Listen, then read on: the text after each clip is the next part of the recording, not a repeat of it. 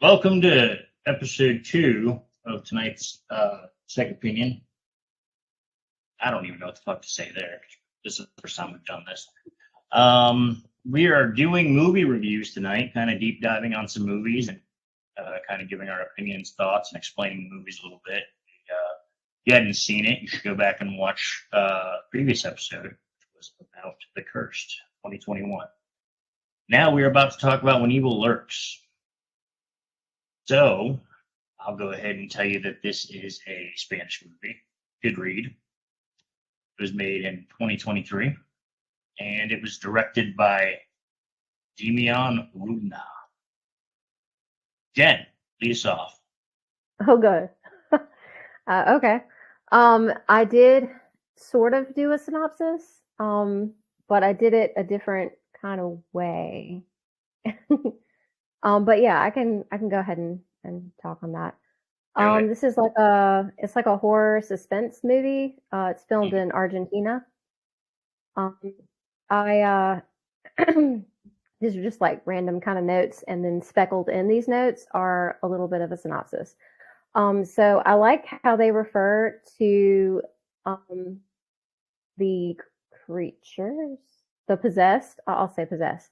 I like how they refer to them as rotten.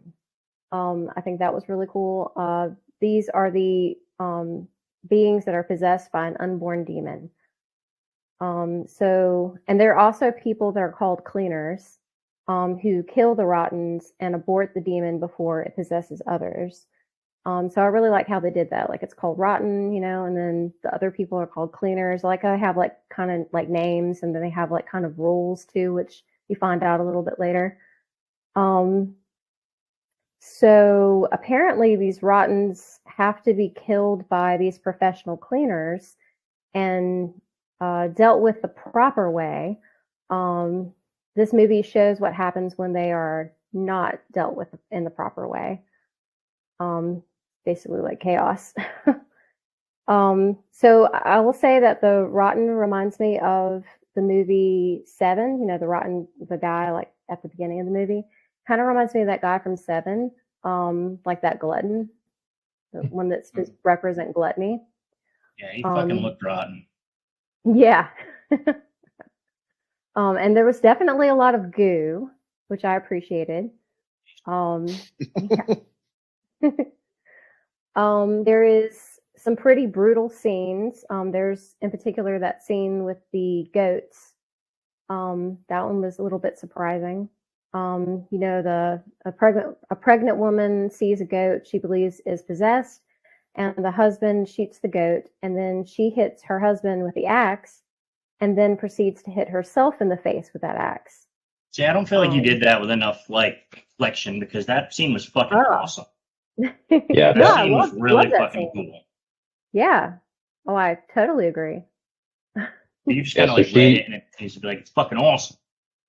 So she implored her husband to not shoot and kill the goat for the sake of the goat, or the demonic entity or whatever it might be will be released, which that was throughout the movie. And I don't know, I feel like I've heard that before in other movies, that you don't shoot a creature or something that's has a demonic presence. You cannot, like if you shoot it with a gun, it will go into another creature or whatever is close by. Like gunpowder or some shit, right?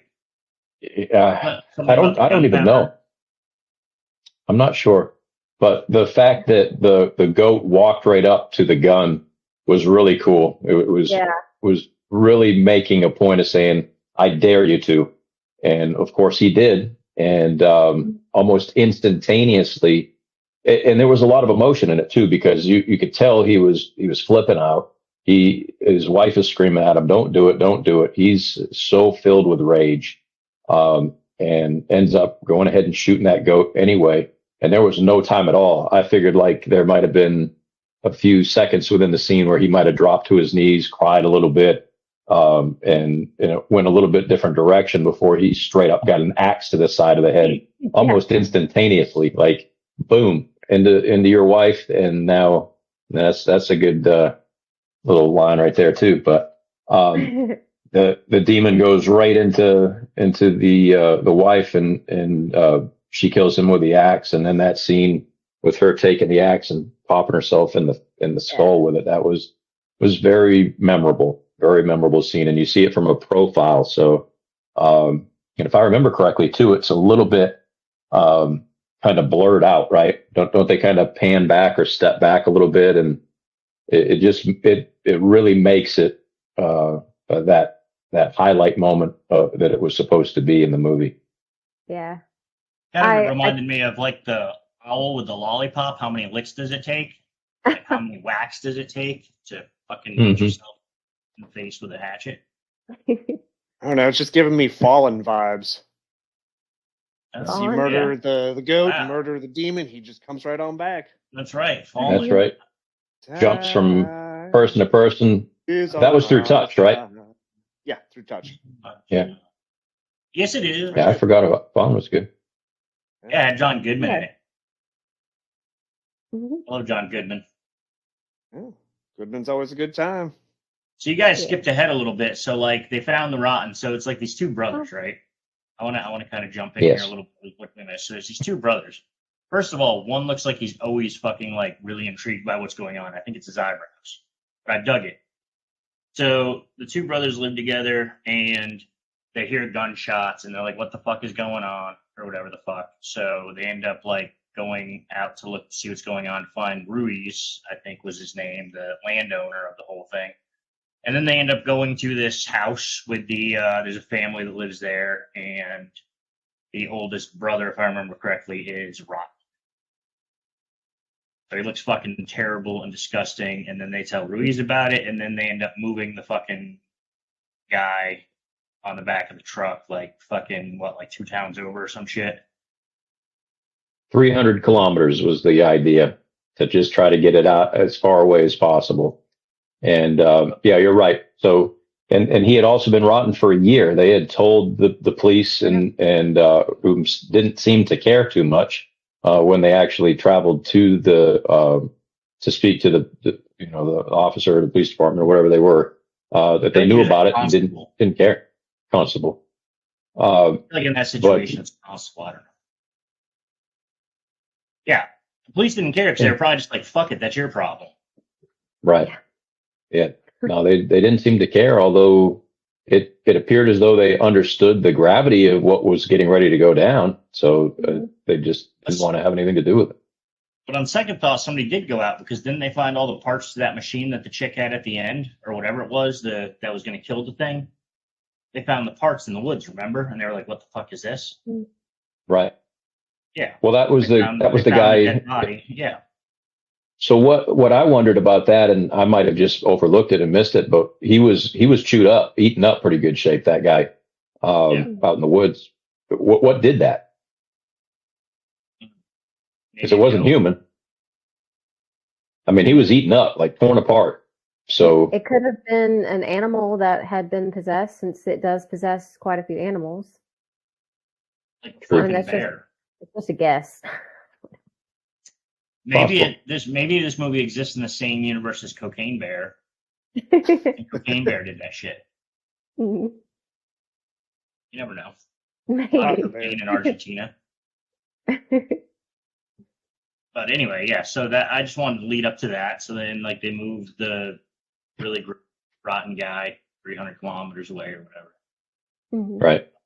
And that was Ruiz and his wife, of course, that shot the goat. She killed him and then herself. And the reason why they wanted to move this body is because they had nothing else. Their land was that area was where they grew up. It's what they owned, what they had, and they just didn't want to give that up. But in that scene where they drive the body, that rotten, out 300 kilometers, and in doing so, they have, is it Pedro and his brother Jimmy, if I remember right? The guy with the hat. Pedro and Jimmy. Yeah. Jimmy, yeah. So Jimmy just seemed like to go along for the ride with everything type of thing. I think Pedro was the decision maker in that family. But for them to go out as far as they did, they almost ran over a child walking to school, and the fact that that dude fell out of a truck with a tailgate up and a wrap over, that's a bit much. I mean, I think they could have maybe worked that out a little bit differently, but And you never see him. You never see him fall out. Like you would think that. I mean, they look behind them. They look behind when that happens. They don't see it.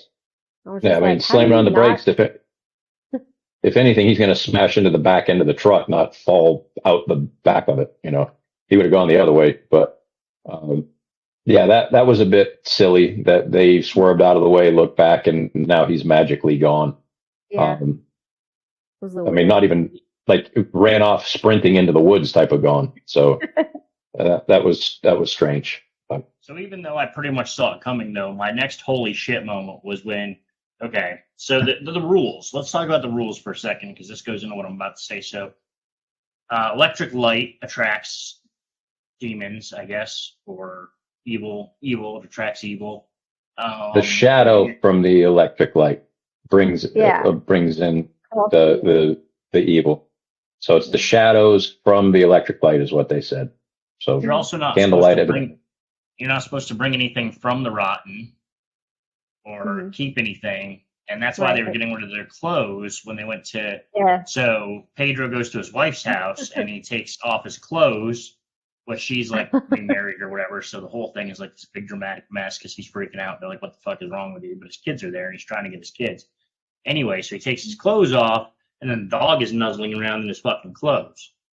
We knew something was going to happen with that dog, and we were pretty sure something was going to happen with that little girl when he was standing next to her. But still, the way he grabbed her and the way they did that, I was like, "Oh shit!" Because he just like and like went to fuck out. Yeah, it's like a rag doll. Like that shit was insane. Like, how was that girl still alive at all? Like, she wouldn't have been. She would have been toast. But she was obviously demonized as well from the dog to her. She looked like hamburger though, the way that dog was going at her. So that scene was one of the highlight moments for me too, and I called it just like you did. As soon as I saw the dog, before anything even happened, I was like, this dog's going to take one of these kids and shoot the hell out of them. I didn't expect it to be so fucking intense though. Like that was like that was a serious grab her by the face and run outside with her. That was a lot. Shit. But to take it from there, as Jake said, the wife, who I can kind of see why he got a divorce. She seemed like a bit much. But damn, she was remarried, and that little girl was the new husband's daughter. So Pedro's son, Jair, who's an older young man but has like autism or some sort of mental deficiency, is upstairs sleeping through all of this, and then he's got his other small son who is still there. The dog takes the girl for a run down the street. The new husband goes chasing after. Pedro reminds him, do not shoot the dog. You're more than likely not going to find a dog when you get there. It's going to be, it's something different. And so he's tracked down as he's running out trying to find her too. The police are cruising around. They see that he's there. He's not supposed to be there. They give him shit about being within his 100, mile radius of his ex-wife or whatever.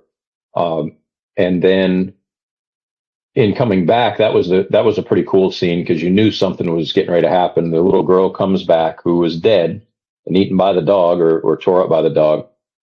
And she comes up to her mother and says, Daddy's gonna run you over with the truck when he gets here. And she's kind of like, what? And sure enough, that was a pretty cool scene too, to see him come back and just impale her and pile driver, and all the while the little girl dancing and clapping in the corner, having the time of her life. So that was a time for Pedro and the rest of the guys to say, time to get the hell out of here. And of course they do. So I'll let somebody else take it up from there. I did want to say real quick that, there are a few like dark like really dark, like comedic moments in this movie, which you just highlighted, Steve. Yeah. And I also wanted to say that scene when the guy, Pedro, when he goes to his ex-wife's house, that was also a little bit like of a dark comedy type thing to me. I just thought it was like very awkward a little bit. Not awkward negative in a negative sense. I mean, like, just like think about it. Like, this is your ex-wife. She has like a brand new family now, with a new husband. And your restraining order. ex-husband, yeah, and a restraining order. And your ex-husband has just rushed into your house and completely like gotten naked. Like, he immediately like starts taking off all his clothes and gets naked. And I remember the part of the scene where she's like holding one of the children, I think it's the little girl, and she like covers the child's eyes. I just thought it was like really funny. And also extremely important to the plot. I mean, you would have thought that he knew he had to shed those clothes. The fact that he brought him over and did that in the living room or kitchen of the people he was trying to protect. Pretty stupid in hindsight, obviously, but yeah, that was a pretty wild scene. So they take off, and Rob, you haven't seen this one, right? So I have not. That's why I'm a little bit quiet this go. Gotcha. All right. Well, Jake, you want to take it from here? So they get the mother. They take their mother with them, but then they don't have any money for any fucking apple ice cream. That's a big deal. That's right. Because apparently that's Jair, Just straight Jair. Jair. Yeah. Let's just go with Jair Bear, because that's Jair Bear's favorite thing is the apple ice cream. So they really don't have anywhere to go. They're kind of out of money, and then they decide, hey, let's go see Mirtha. Mirtha is I guess she was like an ex-lover of Jimmy. Is that kind of what it was? Like, that's kind of how it sounded to me. You guys catch that? I'm gonna pause you real quick though, because during that scene where they do stop briefly to get him ice cream, but they don't have apple ice cream, so they give him a popsicle, and that kid's in the back seat with that thing just dripping all over his hand. He's like, he's not having that at all, and so obviously he's got his mother in the back seat, Jair in the back seat, Jimmy up front with him, and his phone rings. And it's actually his ex-wife. And she's saying that you took my kids from me. I know where you are. I'm going to come and find you and get you. And then she throws in the little dig about how he's a small man, and that's why she cheated on him and left him and everything else. And he was never good enough. And obviously he states in a very powerful moment, I watched you die. He knew he was not talking to his wife, but yet entertained the whole phone call before smashing it to the ground and then taking off. So that's where Jake was getting ready to go to from there. That is exactly where I was going to from there. So then they go see Mirtha. And was she an ex-lover of Jimmy? I think like they mentioned they kind of had a thing like back when she was younger. He made a comment about that. I don't recall. No, maybe it was me. Anyway, so she's like a cleaner, right? She, her and her ex or dead husband, they used to do this thing. They used to clean the demons out of people and shit. She explains that and that some of the things that she's seen. Rob, being that you haven't saw this, have we lost you yet? I'm following it pretty strongly. Okay, good. It pretty much mostly makes sense with the whole rotten thing and how it can travel between things. As I said, it very much reminds me of Fallen. And now you guys are doing a good job explaining everything. It's like I'm watching it now. Nice. Just listening So instead. The one thing about that rotten, who in essence has a demonic entity within that he is going to somehow give birth to at some point in time, that entity that's within the rotten is actually kind of outwardly projecting for all this other stuff to happen. So it's based off of that particular entity, but it hasn't gotten full strength yet or been able to really manipulate all of it. So everything that happens. It is just the one entity, right? Correct. The one Yeah. rotten. Okay. Yes. Yeah. So so everything that's happening is a byproduct of what's happening, where it's called the birthing phase. Strange enough, if I remember correctly, that was what they called it. That all that was happening up to that point was the birthing phase. So the idea is that if you can kill this rotten prior to giving birth to what appears to be like the Antichrist or some sort of demonic humanoid, and you do it in the fashion that these people do, these cleaners, that you can kind of take care of it all.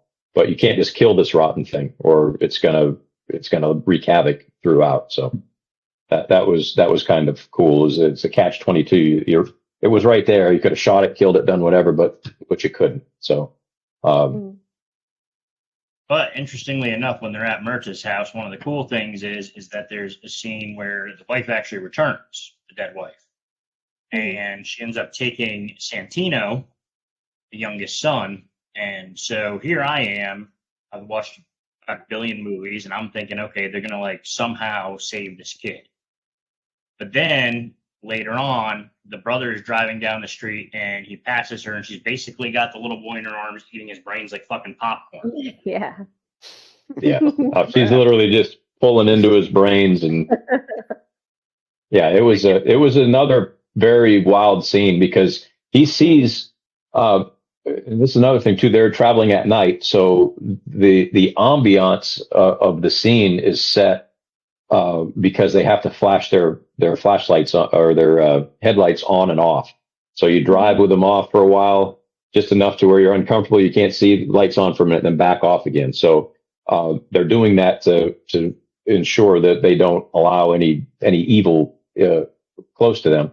So he's doing that, and then finally the light comes on his headlight, and you can see up ahead is where this ex-wife is with the kid, and he slowly pulls up. Like, that's another cool scene. It's almost like he doesn't. I mean, I would have thought that maybe she'd jump through the side mirror and slit my throat or something, but he pulled up like it was just an everyday thing, and slowly pulled up alongside of her and looked, and they have a great scene of her doing that, and Bowing down. It was pretty cool. It was one of the top moments in the movie, I thought. This movie was like riddled with great scenes. Yes. Like, great moments. Yeah. Agreed. And it got like a 97 or 98 on Rotten Tomatoes too. And I know that doesn't matter too often to me, but it got a lot high praise. Yeah. 3.5 stars on IMDb. I will say this though. I mean, I definitely loved this movie. Great scenes in this movie, like we just discussed. But I will say that if you kind of feel like your attention span isn't the greatest that day, maybe not watch this movie that day, because you really have to pay attention. The story gets a little bit confusing at some parts, or at least it did for me. I don't know. I feel like I actually followed. I mean, not that we're comparing, because they're two totally different movies, but I feel like this one was easier for me to follow than Cursed while I was watching it. I mean, it's pretty. I don't know. I felt like it was pretty. Kind of kept the story going. I didn't think there's that much that wasn't answered. I'm going to be honest with you, though. We haven't gotten there yet. But unless anybody's got to add something to add before, at the end, Myrta, they end up at a children's school. Mm-hmm. Because I guess evil likes children, as we've seen and realized. It's like a metaphor for Anyway, evil likes children, and children like evil is what they said, which is crazy. So they're at the thing, and Myrta sets up her device. She's setting up her device like the device that they found in the woods that the guy that chewed up had. I really wanted to see what the fuck that device did. Like, that was like this really interesting fucking thing that she had, and we never really got to see it do anything. Yeah. Yeah, it was like an ancient sundial and telescope type of Archimedes looking thing. I mean, it was wild. I wanted to see what it did. Like I was really sitting there like, what the hell is that? You know? Maybe Rob maybe they blew their budget on all those cool effects, and Mhm. and they couldn't make that machine really like do It anything was, cool. It already previously used up that money. I don't. you can bludgeon the hell out of somebody with it, but that's about it. Yeah. The scene before they get to the school, where the mother's pulling the brains out. The reason why Jimmy went, because Pedro was so intent on going to look for his own son. His mother had stated that the evil is more powerful when you're scared, or when it can sense your fear. And so the fact that he was going off of all emotion and going to rush out there to try to look for his kid, it would have only empowered the evil to be, even more than what it was. So that's why Jimmy went instead of Pedro. After he saw that, he flipped out for a minute and then decided, okay, I'm going to run your ass over with the car. So he runs this woman over with the car, which is another kind of cool scene because she's ass over backwards with her head sticking through the windshield, looking at him with like just blood and brains kind of pouring out of her forehead, talking to him like she loved him. Like maybe there might have been something going on in the back burner. He could have been the person that broke up the relationship or caused the divorce to happen, unbeknownst to his brother. They were starting to hint at something there, that there might have been a relationship between her and Jimmy. She was even crazy. Yes. So at what point in time, because we did skip ahead a little bit in the fact that when they got to the house and the mother took the child at that point, prior to that, Pedro and Jer were sleeping out in the car in the front lawn because Jer wasn't moving. He wasn't having any of it. So they were both outside when this happened. Jimmy and their mother was inside when it happened. She was pretty whacked out on Scooby Snack. She had taken sleeping pills, so she couldn't determine really what she was seeing or what was happening anyway. But what happens when Jimmy leaves to go do his thing, then Pedro leaves Jer to go off to where Jake's saying, to the schoolhouse with this other woman. Jer's left behind with the mother. The mother sees Jer in the car, and his fingers are all like really like crippled and bent.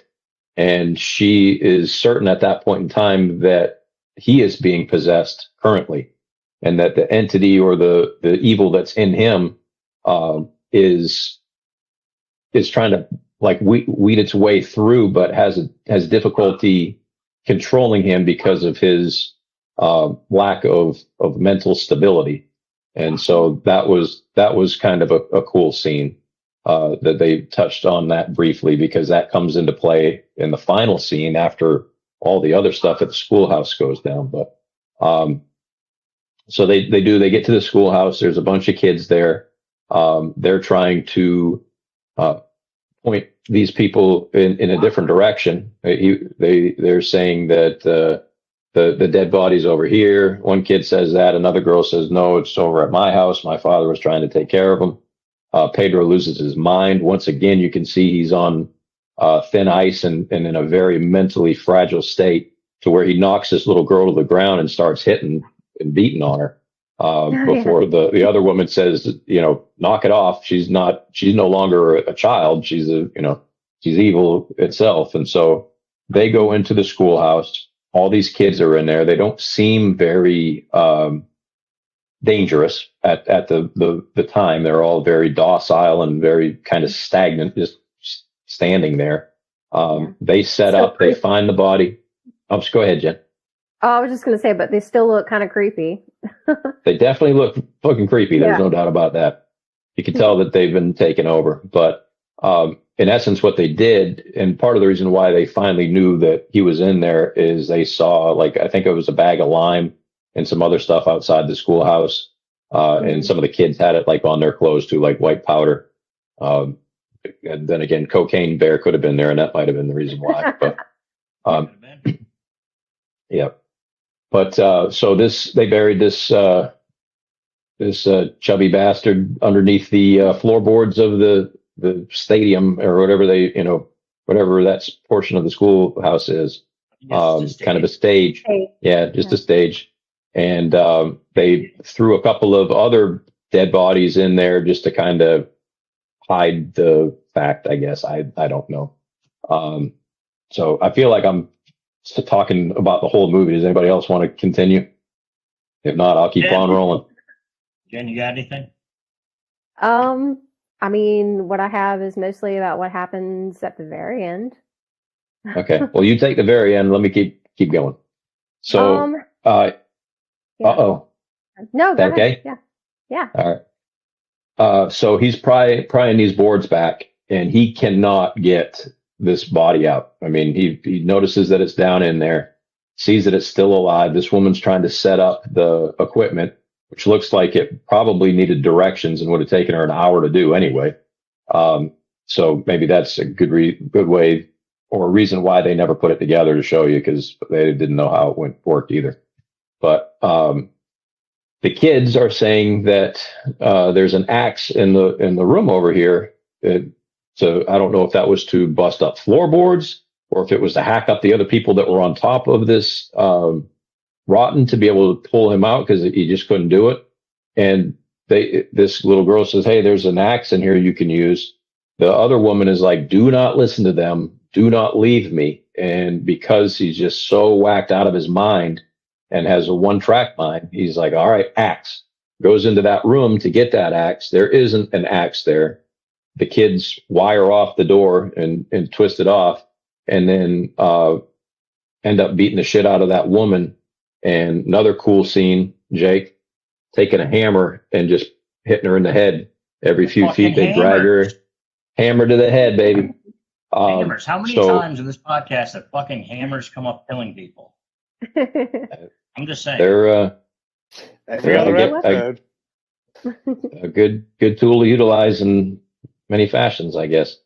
But that's kind of cool to see.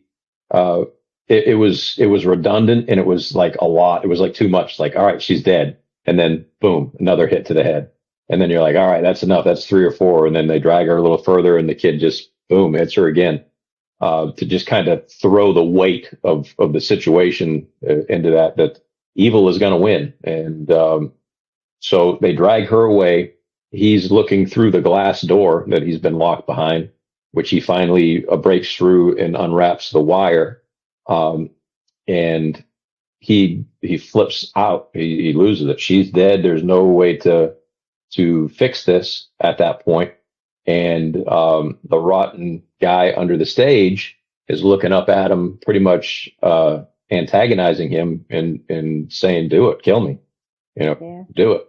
And he grabs what appears to be like almost like a telescoping looking glass or something, and brushes the hell out of his head. And what happens next is about a 10 to 12-year-old boy covered in blood rising out of his body.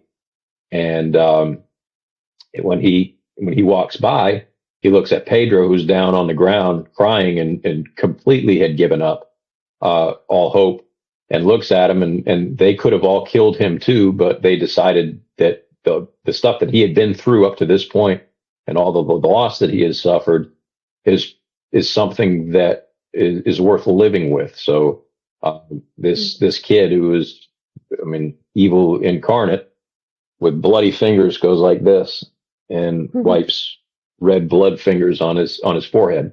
So when he goes back to his house after all of this is winding down, well, actually, let me stop. So this kid and these other children walk out of the schoolhouse and kind of like into a field as the sun's starting to come up over the hill. And it's kind of an ominous scene, and you feel like it's the end of the movie. He's just walking off into the field or into the distance to kind of wreak his havoc and do what he's going to do. But then the next scene cuts back to the house. And Jen, do you want to take that from there? Sure. Okay. So So you basically kind of feel now in the movie that things might be over or maybe have at least calmed down a bit. But he goes to his home with his autistic son is there. And he is eating, what was the name of the ice cream again? I don't remember. Like Apple ice cream. Apple ice cream? Okay. Why was it blue? Wasn't it blue? Anyway. I thought it was green. So Yeah, greenish. yeah, greenish blue maybe. Ginger green tea. And he's eating he just had to say it.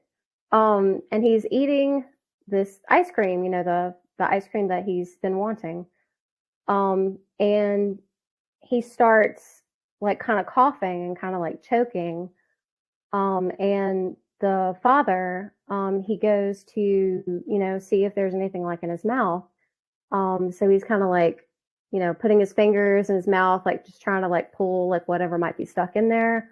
Because he feels like he's probably just choking on something that he ate or something. Although how you would choke on ice cream, I have no idea.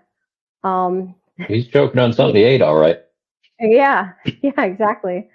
And he starts pulling. He finds blood on his fingers.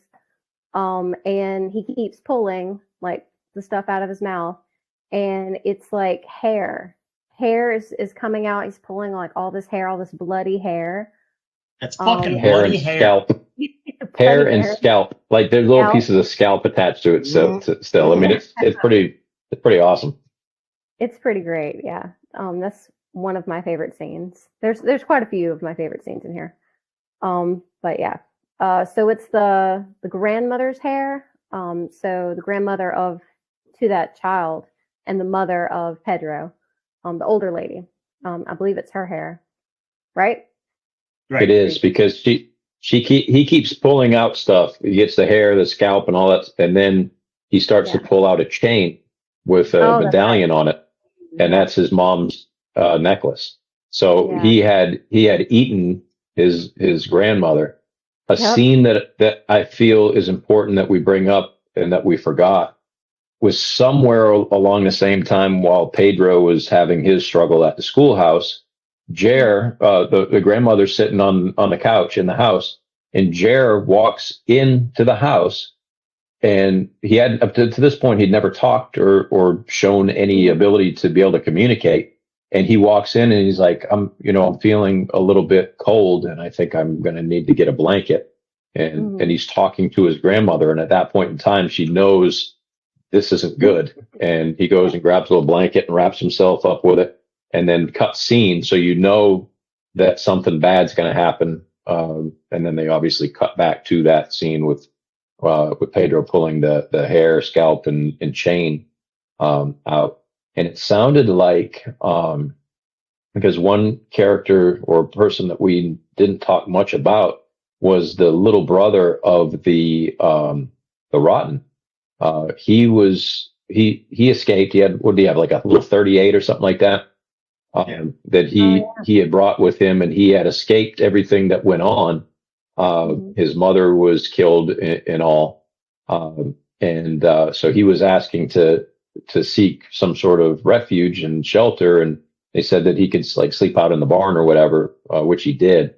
But while Pedro's pulling out this hair, there is a dialogue between Jimmy and that kid outside, telling him a story very similar, that his mother was eaten and the whole family was eaten or whatever else. I forget the true details of it, but he was explaining that had happened to him and his mother, as it's kind of happening in real time on with Pedro. So of course he pulls all that out, and there's this kind of scene where like just the end of the world hits you, and he runs outside and hits his knees and starts crying, and that's about how it ended, isn't it?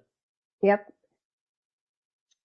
So I want to just say that I think this whole movie was a great movie, and I'm saying this like kind of jokingly, but it's like realistically, this movie is basically about Pedro just making one bad fucking decision after another. Like that guy is just like the king of bad decisions. Like all of this shit basically I mean, I don't know what would Ooh. have happened if he didn't make the decisions he made, but it seemed to me like almost he like made almost all of this happen. Like he involved his fucking family. He like just bad decision after bad decision after bad decision on his part. Going to the fucking axe when she said not to leave. Just it seems like whatever the right thing to do was, or what made the most sense, this guy was just doing the fucking opposite. That, yeah, I can see that. That actually is a good segue into my recommendation. I don't know if we're ready to go into recommendations yet, but Yeah, we're about there. It's perfect. It's perfect though for mine because the movie that I'm going to recommend is The Coffee Table, which I have talked to you guys about before, not on the podcast, but that definitely happens in the movie The Coffee Table. This guy keeps making really poor decisions, and you get to see what occurs because of all those poor decisions.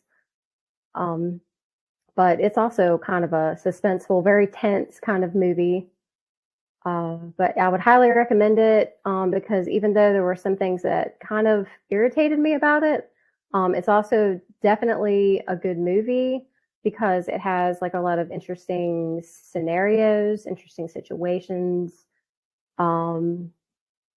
and very tense. Pretty good acting. And yeah, you wouldn't think that a movie called The Coffee Table would be very good, but it is.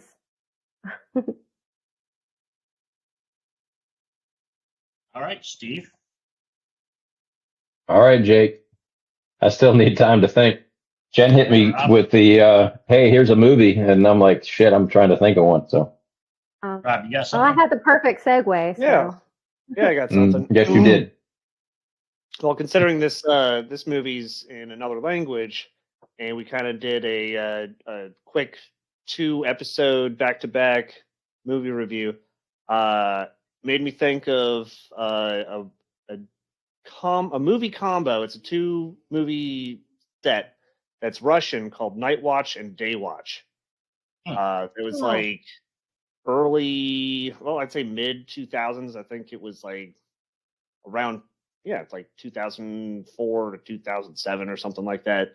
And it's 2 forces of light and darkness, and then they have these Night Watch and Day Watch organizations to keep checks on the other. And there's like this giant prophecy in the whole thing. And it's been a while since I've seen it. Honestly, it's just because it's a different language. 2 movies, it just popped in my brain. But I loved them when I watched them. I own them. I need to go back and rewatch them because it's been 10, 15 years since I've seen them. But I really did enjoy them. And it's a good. You don't see many movies that are just like part 1, part 2. And this one is, one that has been a solid favorite of my collection. So that's my recommendation to share. Nice. Everything is reminding me of It's Always Sunny because I was just thinking of it, Day Man and Night Man. Day Man, fighter of the Night Watch. Oh. All right. Well, Steve still needs a minute. I got this movie and I watched it the other night, and it was a really easy watch. I really enjoyed it, and I love the fucking ending. And it is called Dark Was the Night. Oh, I haven't heard of that. There it is. You can see it good there. Kevin Durant. And it's starring Kevin Durant, which is Lucas Haas? I haven't heard that name in a while. Well, it stars Kevin Durant, which is really interesting to me because Kevin Durant is like famous for playing like the asshole in like every movie ever. He makes just such a good asshole, and he was the asshole in like 310 to Yuma. He was like an asshole in I think it was like Smoking Aces. Like the guy's he's just an asshole like in all the movies he plays. But he's actually this really genuine like good guy in this movie, and it's really good to see that side of him. I think he did very well in the acting of it, and this movie actually is really interesting because sort of coincidental. I don't want to give much away on that because I really want people to see it. But it's easy to watch, and there are some parts that are a little reminiscent of The Cursed, as far as like what the actual, antagonist of the movie is, I'll say. Really good. I definitely recommend it. Dark Was the Night, starring Kevin Durand. What you got, Steve? All right. So it's a movie that I almost watched in lieu Cursed the first time.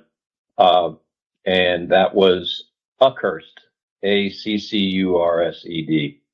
So another cursed movie.